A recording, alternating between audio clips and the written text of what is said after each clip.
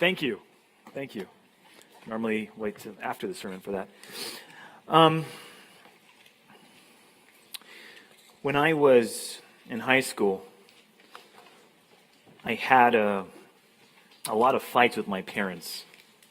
In particular, with my mom. At this point in my high school career, my dad was already out of the family, and he was off doing something else.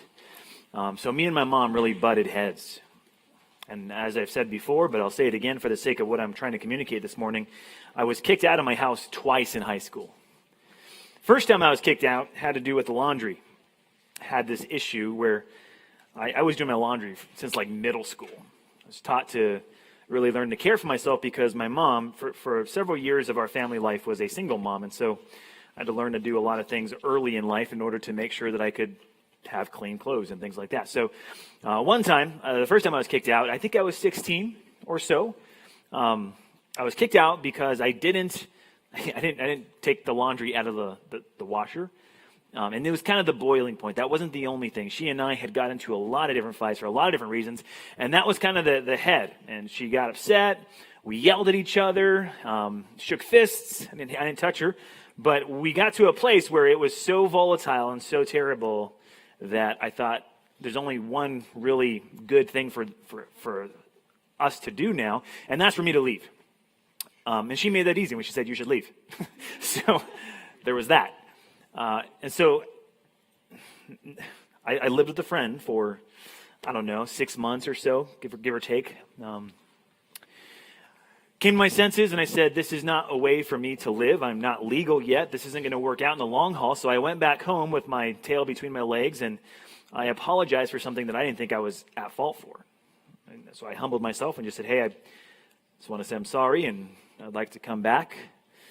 And so I did. She accepted my apology and I moved back in and things were good for a few months until about my senior year, maybe middle.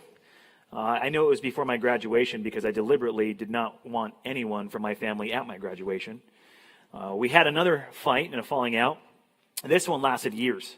She and I fought so voraciously, so viciously, that at the end of it, I remember screaming a few things at her, and not the least of which, one of the phrases that stood out to my memory is I said, you don't care at all about me. I use more colorful language, but I said, you don't care about me, and I know this.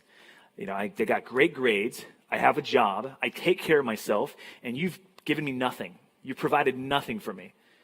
Wasn't true, of course, because she gave me a house and food and a lot of other things that I didn't recognize at that point in time. But in that situation, I realized that there's no way that I can live in the house if I can't live under her authority. And I couldn't. I was fed up. And so she and I had a falling out that lasted years. After high school, I graduated. I moved in with another friend whose family took me in. I said, hey, let me stay for a week, and I ended up staying for 4 years. And in that whole time frame, as an unbelieving young man, I vowed that I would never, ever talk to that woman, or by extension, my dad, ever again. I hate you guys. I've said that a million times in my head and my heart. I hate you.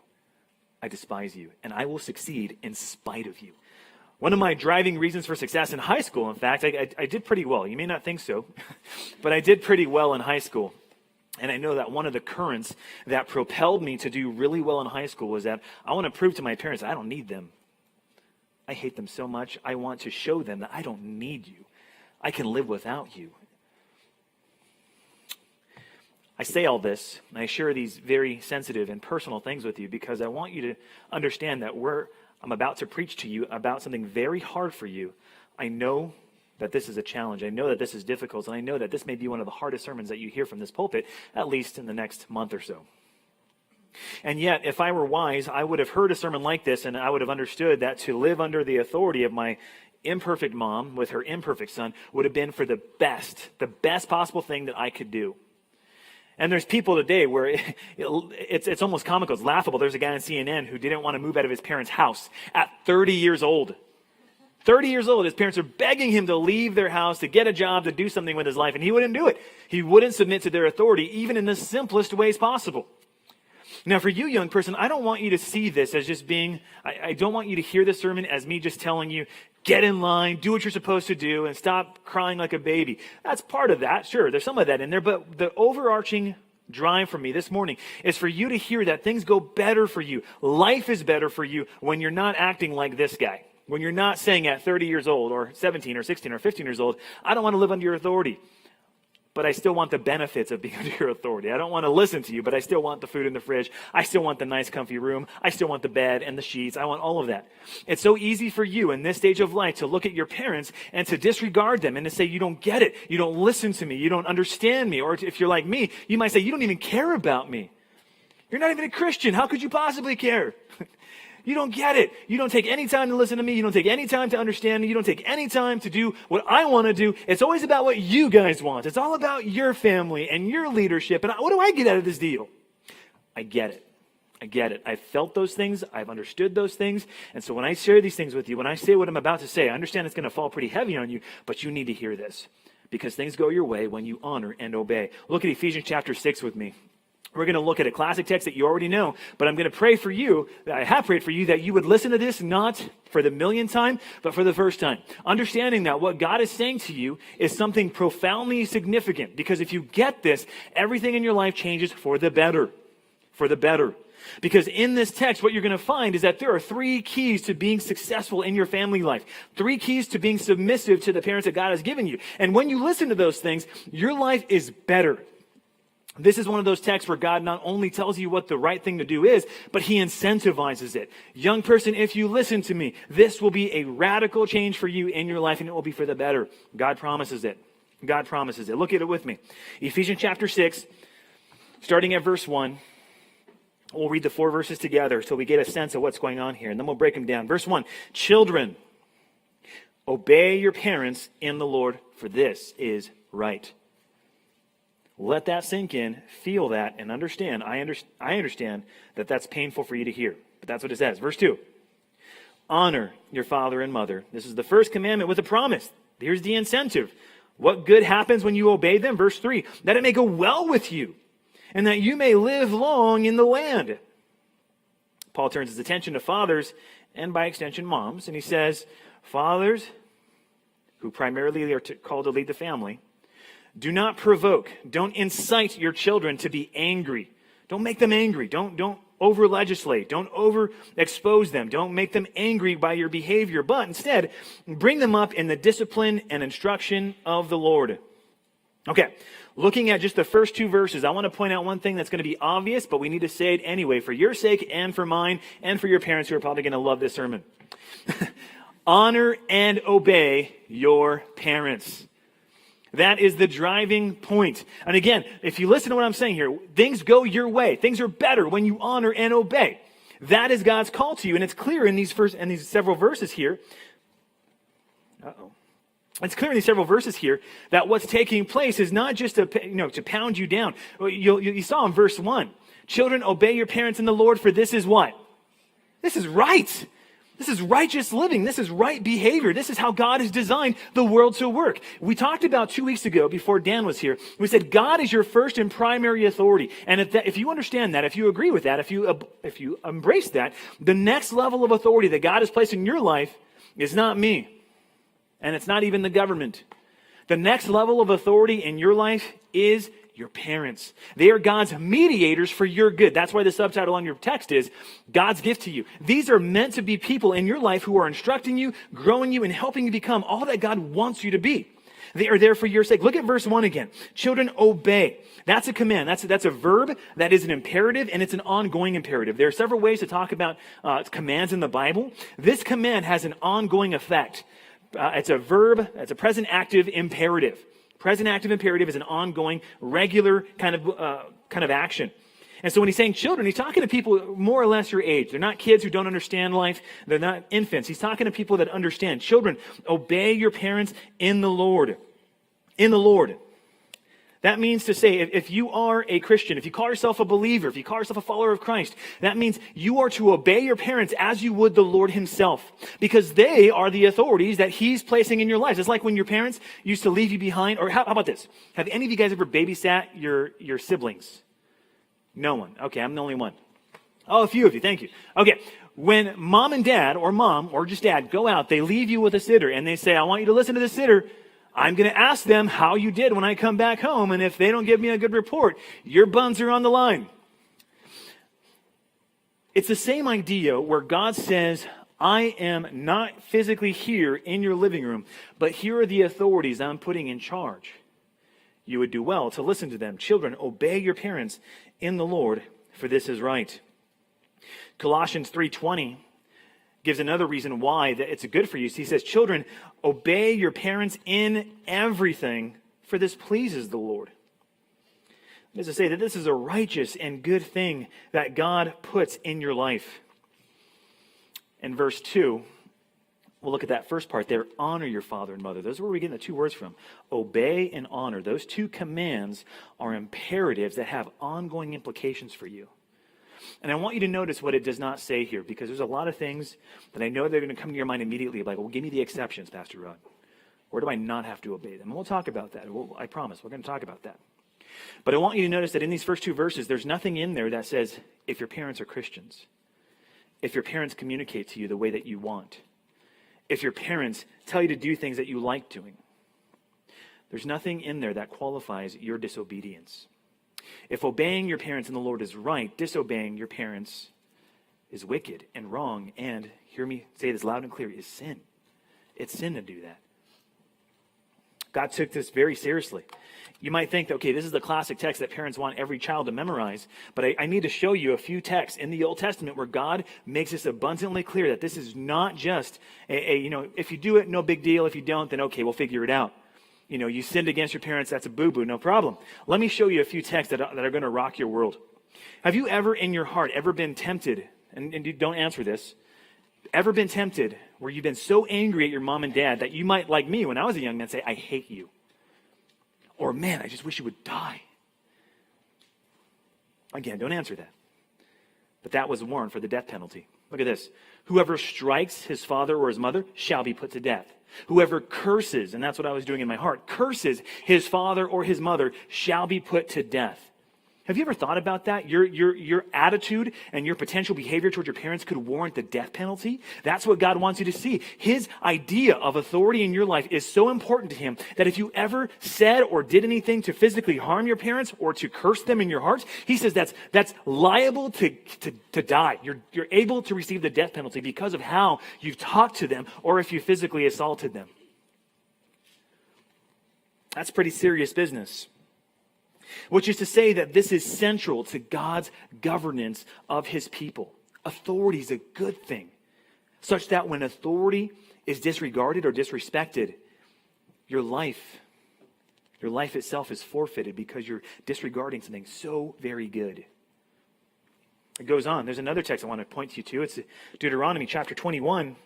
It's a longer text. It says, if a man has a stubborn and rebellious son or daughter, who will not obey the voice of his father or the voice of his mother, and though they discipline him, and that's key there, the parents are called to discipline you, and we'll talk about that in the third point, will not listen to them, verse 19, then his father and his mother shall take hold of him and bring him out to the elders of his city at the gates of the place where he lives. Okay, so the gates and the elders, those are two, the elders govern the city. The gates is where all the city business took place. That's where they would meet for business meetings and have discussions about the life of the city.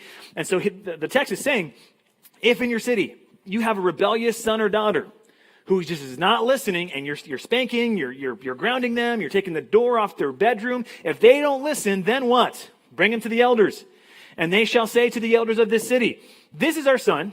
This our son is stubborn and rebellious. He will not obey our voice. He is a glutton and a drunkard. Then all the men of that city shall, get this, stone him to death with stones. Let that hang in the air for a second. It's pretty serious, isn't it? So you shall purge the evil from your midst, and all Israel shall hear and fear. Make no mistake that God considers disobedience and dishonor for your parents to be wickedness, such that death is threatened against the child who refuses to obey, refuses to listen. Today's day and age, if you did this for your parents today, what are they going to do? They call the cops? They might ask to have you held overnight in a cell, but they're not going to kill you. It's probably for the better, I think, that they don't do that today. But understand that God takes this very, very seriously. You need to feel the gravity of this. Leviticus 19, verse 2 says it this way: every one of you shall revere, honor, esteem his mother and his father. Why? Why should I do that, God? Well, because I am the Lord your God. He's asserting his authority. If I'm your God, then you should listen to your parents. You should revere them. You should honor them. You should do exactly what I'm saying to do with them. It is our loyalty to God that informs our obedience to our parents. This is righteous and holy and good. And I know, guys, this is hard for you to hear, a lot of you, because here's the thing. All of you have imperfect parents. No surprise, right? All of you have imperfect parents. I get that. But here's what God is saying. He's not qualifying your obedience. He's not saying, if they're imperfect, if they say to you the wrong thing, if they're always looking at your phone and, invading your privacy, or if they're always opening the door to see what you're doing in your room. He doesn't say any of that. He just says, honor and obey. Every one of you should revere his father and his mother. Why? Because I'm God and they're my authorities. They're my delegates. Painful to hear, but necessary. God says so. That's essentially his point. What does it mean to honor them? What does it mean to honor your parents? It means to pay respect toward them in your attitude. Honor and obey are like two sides of one coin. Honor is the attitude that you carry toward your parents. Obedience is the actions that should result from that. So if you have parents, whether it's a mom and a stepdad, or a dad and a stepmom, or some combination in between, God is calling you to honor them, to revere, respect, and treat them as worthy of your honor. Even when, and hear me out on this, even when they do not act in ways that you deem are honorable.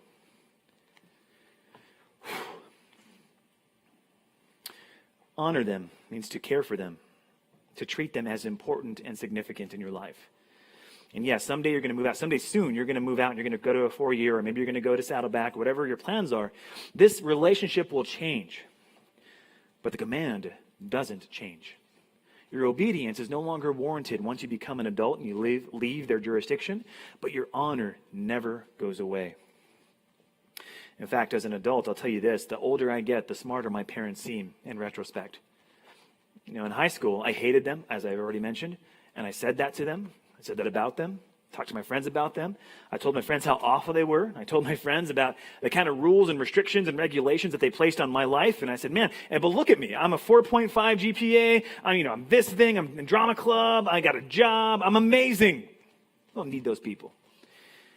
And I was sinning so terribly by dishonoring them, by telling people about their foibles and telling them how awful they were and dishonoring them in my heart. But God wants us to not only obey them, but to honor them. The attitude that you show your parents is the attitude that you're showing God. Because God is your authority, and he says, honor this person. If you dishonor that person, you're dishonoring God. If you spit in your parents' face with your words, you're spitting in God's face with your words. God is calling you to honor your parents. And if you honor them, you're going to obey them. You honor them, you're going to do what they ask you to do. Sometimes I have to remind my kids when I tell them to do something, or when their mom tells them to do something, say, do it with a happy heart. Do it with a happy heart. Don't just begrudgingly drag your feet and go wash the dishes, or drag your feet and take out the trash. Do it with a happy heart. Why? Because that's what God wants you to do. That's how God wants you to respond to authority. Obedience is one thing. Honoring is another. You can obey without honoring them, but you can't honor them without obeying them. They two go together.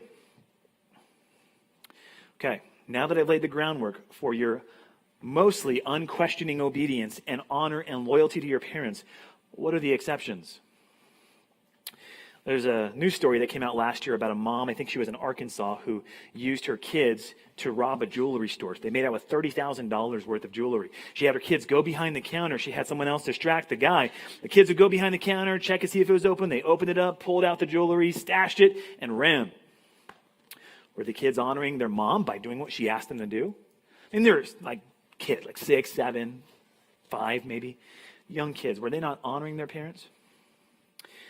Let's put it differently. Some of you guys submitted a question. Someone submitted a question. Bonus QOTW. If your parents don't allow you to go to church, is it a sin to disobey them? That's my mistake. Them when God commands us to attend church.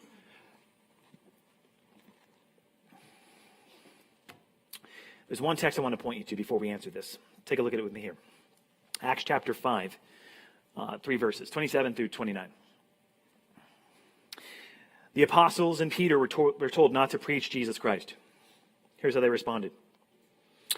When they had brought them, the apostles, they set them before the council, the authorities of the land. And the high priest questioned them, saying, "We strictly charged you not to teach in this name. And yet here you have filled Jerusalem with your teaching. And you intend to bring this man's blood upon us?" Verse 29 is the clincher. 29 says, "But Peter and the apostles answered, 'We must obey God rather than men.'" That is the line. If you're wondering ever where the line is between my obedience and honor for my parents and where the line is between that and God, there it is. If God is saying you should do A and your parents are saying you should do B, that's when you have a conflict. So before you run away with this teaching, I need to make sure that you're abundantly clear on how this works under this rubric. Okay, I need you to hear that there are times when disobedience to parents is right and good and necessary, but most of the time it's not. So if this ever comes to you, if you ever think you're in a position where you might feel like God is telling you to do this thing, but you want to do that thing, and your parents are telling you to do another thing, first and foremost, make sure that you understand why. If your parents are saying, "Hey, don't go to church," I want to know what's driving that. Is it a matter of like, well, hey, you're not doing your homework, you're behind on your chores at home, you're failing in your responsibilities, your bed has been a mess, you haven't made your bed all week? If it's something like that, it's not that they're saying don't go to church, they're saying finish your responsibilities. It's not a prohibition against church in general. It's about a specific application of the fact you're dropping the ball at home. So ensure that you understand. And then before you start throwing bombs at mom and dad, make sure you understand the scriptures, in particular what we just read. Whenever, ever you think you're in the right place and mom and dad are wrong, when you approach them, the wrong response is, "You're a sinner, you're going to hell, this is awful, you're mistreating me." It's always respect, deference, and honor. Respect, deference, and honor. How you say what you say matters, and what you say matters. The posture of your body matters. I remember when that fight happened in my mom's living room, like I was fuming. So I told you, I was yelling. That's mistake number one. You never raise your voice at your parents unless you're warning them from danger. But I was yelling. And then not only that, because I was so angry, I was like, man, is that a flaring up body posture, right? I never would hit a woman. I've never hit a woman. But I got to the place where I was so angry, so physically moved that I was like, "What? You never do that?" You know, the big body posture thing that I do up here sometimes. This in front of my mom. Terrible. Terrible. When you think you have a disagreement where you think mom and dad are wrong, humility, tone, what your words are communicating, those are all important things. You guys understand that when I'm preaching to you, I try my best to strike a balance between authoritatively preaching God's word and talking to you like people, because I understand what it is like to be your age. I've been there, and I've done that, and I've broken all the rules to my own disappointment and shame. Give that same deference and respect to your parents. When you're talking with them and you know they're wrong, your job is to humbly and very, very prayerfully talk to them in a way that communicates, "I honor you." If you're angry, not the time to talk to them. In fact, if they're trying to tell you to talk to them and you're angry, you can respectfully say, "Mom, Dad, I am not in my right mind. Can we just take a few minutes where I can breathe, go outside and pray before we talk about this?" You say something like that, you're diffusing a bomb. So ensure you understand. Seek clarity from the scriptures. Pray for a soft heart, for humility, for wisdom. And if after all those things you still feel like they're in the wrong and you're in the right, I would also say seek advice and wisdom from your leaders and your pastor who cares about you. So if it's a matter of going to church, whoever asked the question, I think it's too simple to ask without having a lot more detail about your family life and what the prohibition is. Again, it could be, "I don't want you to go to church because," fill in the blank, and that's something you can reconcile without having to give up church. Honor and obey your parents. God could stop there, but he doesn't stop there for us. He gives us a little more to work with. He says, there's reasons why I want you to do this. There's reasons why this is going to be good for you. Reasons why I want you to obey your mother and father. Why? Look at the second half of verse 2. This is the first commandment with a promise. What's that promise? It'll go well with you. Things are going to be better for you. You're going to live long in the land. This is going to be so much better for you if you honor and obey. You're saying yes to their leadership. And you're saying no to yourself, but you know there's a better thing on the other side of this. It's like you're saying no to playing video games instead of you're saying no to playing video games, and instead you're studying for the test because you know you're going to probably get a better grade. You're saying no to staying out late and instead sleeping normal hours because you know you'll probably perform better at the track meet. It's that kind of exchange here. God is saying if you're wise, you'll obey them because it's going to be better for you. Better. So point number 2, you need to realize the benefits of submission. It's not just to, get under my thumb, do what I say, I'm your mom, I'm your dad, honor and obey, like Pastor Rod said.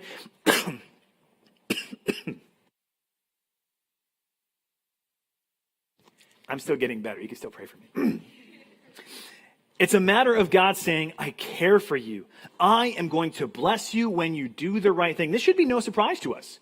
This is how God has typically written the commands for us. It's not do what I say and grudge it out, grit your teeth, and just get on with it. It's no, things are better when you obey me. As I already alluded to, when I was younger, I was well behaved in some places, but maybe some of you can relate to this, hopefully not. But I was really good in other places, but when I got home, I was a different man. Like I was good at school, I was good at church, I knew how to play the game. But when I got home, the real me came out, and I would let my parents, let's just say I made it hard for them. Again, I didn't respect them. I didn't honor them. I obeyed them, but I did it begrudgingly, and I did it only because I knew that my dad could hurt me. And in fact, back in my childhood, these are all things that I was very familiar with. That wooden spoon, I think I graduated from the wooden spoon like after 2 years old. It didn't hurt me. My parents would spank me like, is that all you got?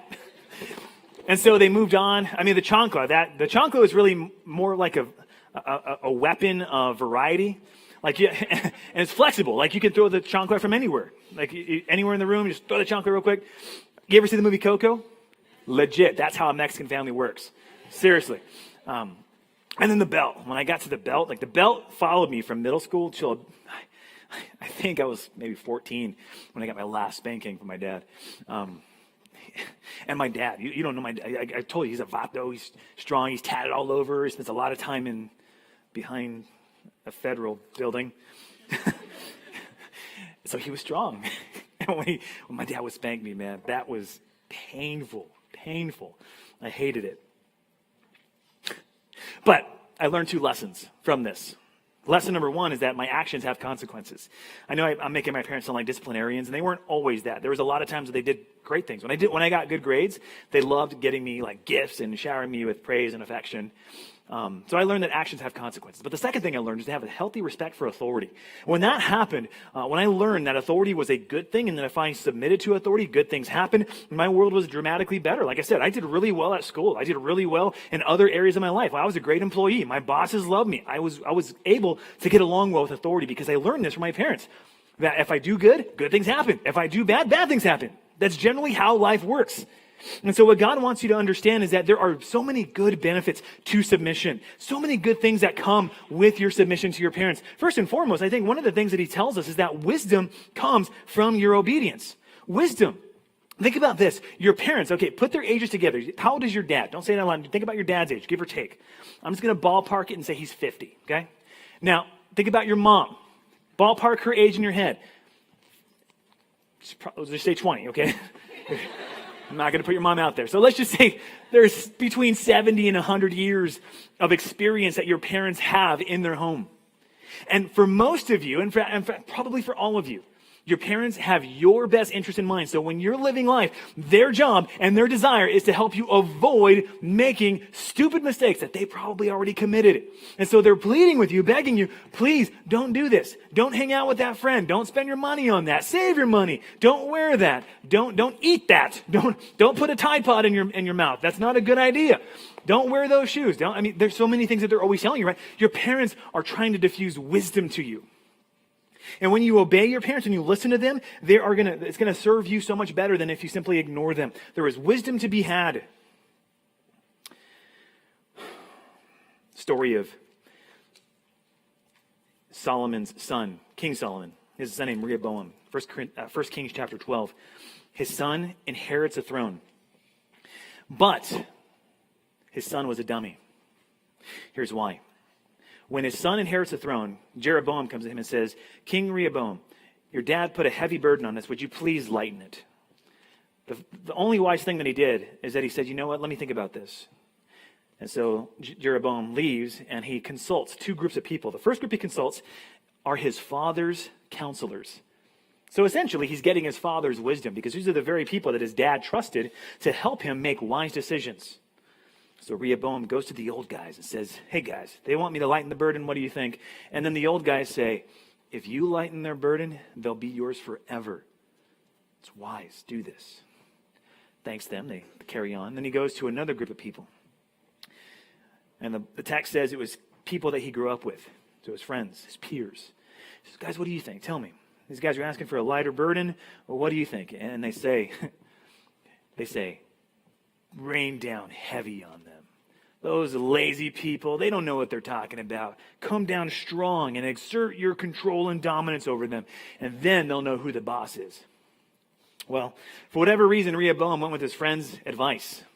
Jeroboam comes back to him. Jeroboam says, King, we'd like for you to lighten our burdens. What do you say? Rehoboam says, it's funny actually. He says, my little pinky is thicker than my father's thigh. He whipped you with cords, I will whip you with scorpions. And you can almost like imagine flames and smoke coming out from behind him as he says this. But little did he know that single act of exerting his authority ended up splitting up his entire kingdom. Where his kingdom could have been the 12 tribes of Israel united under his leadership, he ended up making a mistake that cost him 10 tribes. The northern kingdom and the southern kingdom split up. 10 tribes of Israel end up going with a different king, Jeroboam. The 2 tribes of Judah are now under his rule. He made a mistake by listening to his friends rather than listening to his dad or his counselors. There's wisdom to be had, young person. But there's also success.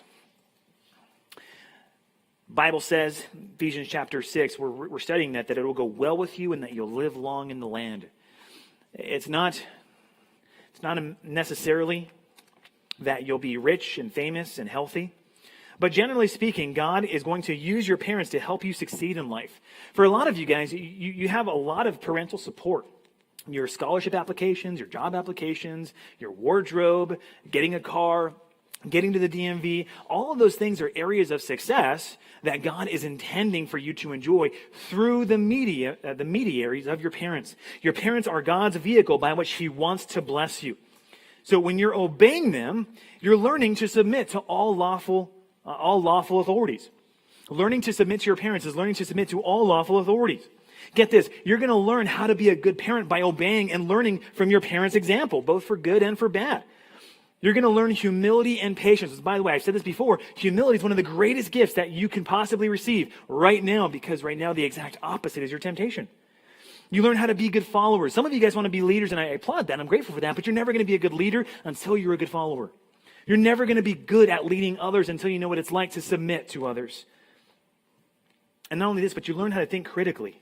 You learn how to examine life because you have a friend, a helpmate, a coach who's helping you look at life critically and hopefully thoroughly biblically. When you don't do that well, you set up your life to hurt in a multitude of ways. And not only that, but you set up your life to be shortened. When you disobey your parents, you're putting yourself in a position of danger because you're saying, I don't want to do things your way. Even though, yeah, you're wiser than I am, you're far older than I am, you've gone through life more than I have. If I don't listen to you, nothing's going to happen to me. And one of the biggest mistakes that you make is that you think you're invincible, right? Your age, you feel like nothing's going to happen to me. I'm young, I'm healthy, I'm attractive, I'm strong, I'm good. But the youth, young people, you're not invincible. And your parents are wise. Listen to them and understand that life can be lengthened. That's what God was saying to the Israelites. When you honor your father and mother, this is the first commandment with the promise that it'll be well with you and you'll live long. But what is the blessing of a long life if you're not living a blessed life? There's so many good things that are available to you. So many benefits that come from your obedience, if only you'll see them. Now, this next verse you might think doesn't apply to you, but it does. Take a look. Ephesians chapter 6, verse 4.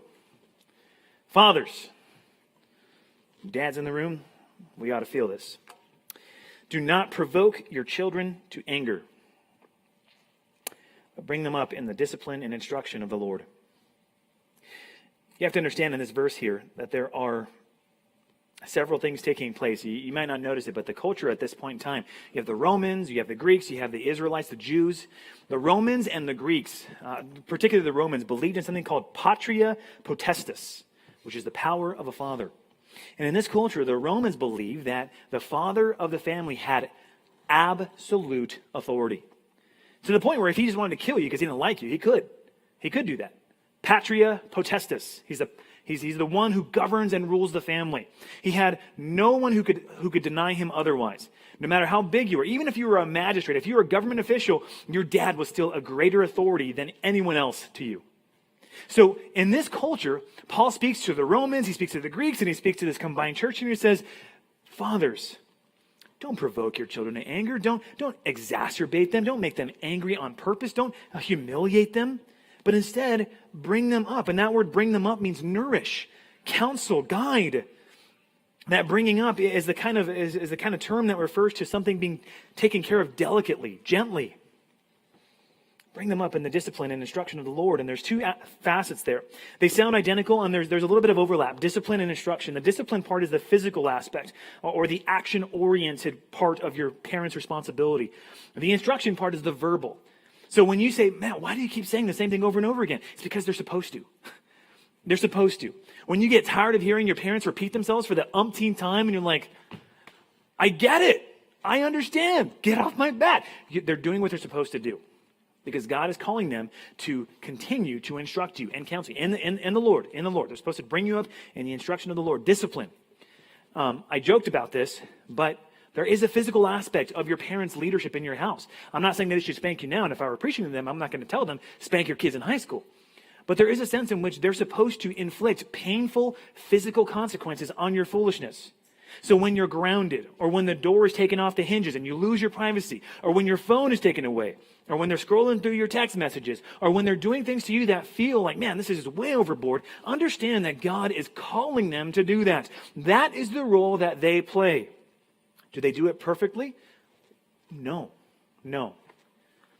But understand that's the role that they have. And in fact, speaking of roles, you need to embrace yours. Understand and embrace your role in the family. This is not something that should be quietly dismissed. I went to a show not too long ago at Laguna Hills. I saw Horton Hears a Who. And it was great because in the show, there's a lot of different actors in there. There's the Wickersham brothers and Horton's girlfriend, the bird. The Cat in the Hat was also there. But the show was called Horton Hears a Who, and so of course the show revolved around the protagonist, Horton. Everything was meant to drive the story forward about Horton.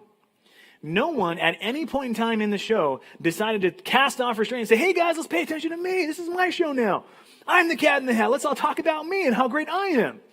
Everyone played their role, and when everyone played their role, the show worked flawlessly. It was enjoyable to watch. People were excited. There was familiar faces that I got to see. Everyone was playing their role, and when everyone plays their role, the show works well. Young person, play your role in your family. I know it feels like forever, and I know it feels like this is never going to end. I'm always going to be under the chains and the ball and chain of my parents. It will end. It's a short season of your life that doesn't last long. But the wisdom of this text is that if you obey it, things are better. So how do you play your role in your family? What's your role look like? How do you actually do this? Well, first and foremost, let me point out here. When the first part of verse 4 says, fathers, don't provoke your children to anger. So if I was preaching to your parents, I'm going to come down hard on that and say, hey, don't provoke your kids. But this doesn't exclude your effort. Because look at this, if their job is not to provoke you to anger, what's your response then? Love them. Love them. You should not be easily provoked.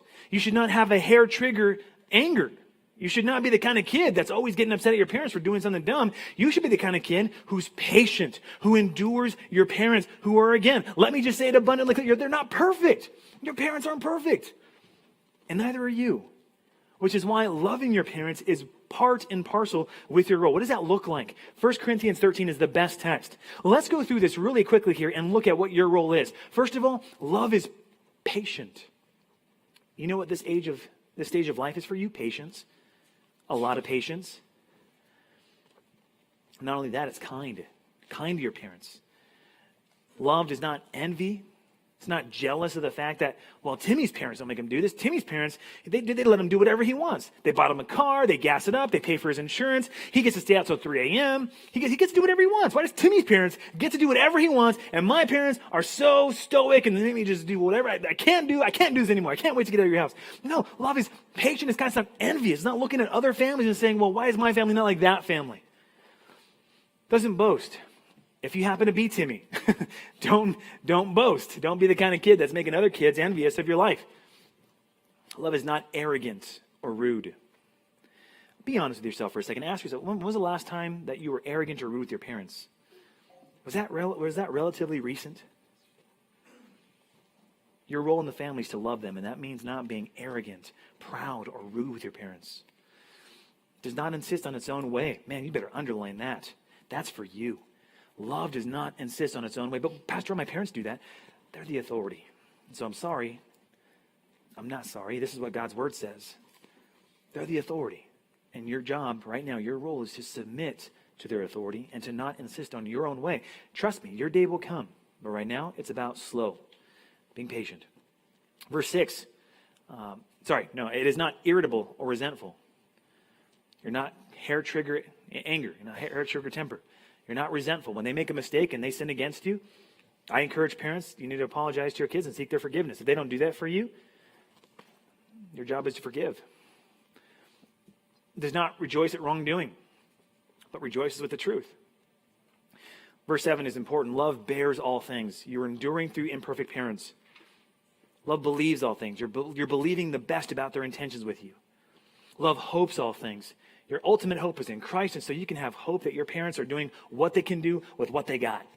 And then love endures all things. Love is willing to endure over and over again because you know your parents are doing the best that they can do.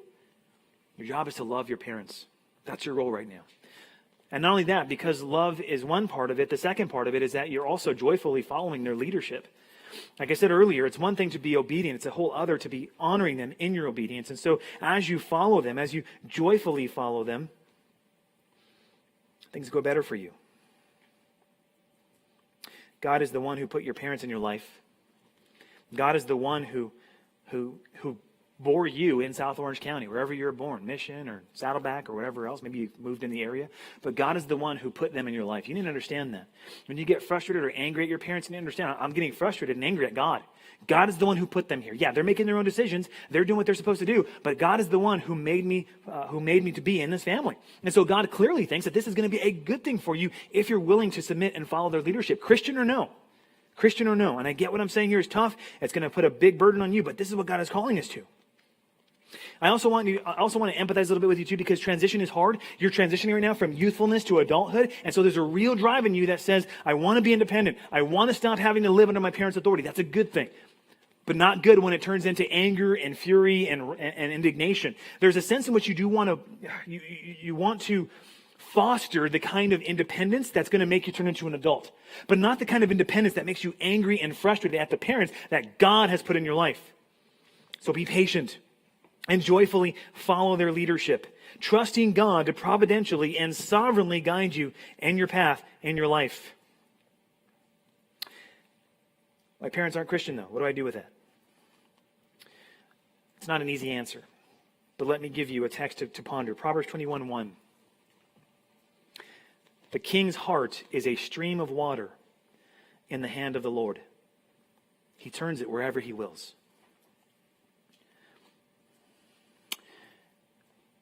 God is the ultimate authority behind your parents, government authorities, president. God is the authority. And so whenever you're submitting to imperfect, ungodly parents, or if you're submitting to good and godly parents, you're ultimately casting your vote for trust in what God is doing in your life. Hard sermon, I know. But if you want to have success in your family before you leave, this is the way to do it. It's learning to honor and obey. It's learning to see that there are benefits that come when you do obey and to fulfill the role that God has provided you in the family. And there are no shortcuts. Some of you guys are tempted to try to shortcut the process by simply trying to live by yourself. Or funny, when I was in high school, I honestly looked at the legal process to disown my family. serious. There are no shortcuts to being a godly young person. In fact, speaking of shortcuts, there's these young men in school up north near San Francisco. It was Tennyson High School in Hayward. Instead of going a long way around the campus to go the safe way, what most students would do is cross a railroad that led to a fence that leads to their field, that leads to their school. So you could go the shortcut route, which everyone did, or you could go the long way, which is the safe way, and all the nerds go that way. And so everyone goes over the fence and across the train tracks, including a young man by the name of Ahmad Rahimi. They were taking the regular shortcut that everyone took. They saw the train coming. So these three young boys did what any young boys do. They went the safe way, right? No. They thought, the train's not going that fast. We can beat that. So all three of them run across the track. But Ahmad didn't make it. The two young boys make it. Ahmad is struck by the train and dies instantly. I was reminded when I read that there is a way that seems right to a man, but its way leads to death. Your job is to not allow yourself to take mental shortcuts with your parents and to say, well, I'll obey them enough to keep them happy. I'll honor them enough to make them content with me, but I'm not going to do all the way. Don't take a shortcut. Don't do things the way that you think they ought to be done. Do things the way God says they ought to be done and enjoy the benefits that come with that. Let me encourage you as a father now and as I've already intimated, a son who did things really wrong. I messed up so much in my high school life by being combative with my parents and hating them and telling them that I hate them. Young person, don't let this be you. Don't be a fool. Don't be a dummy.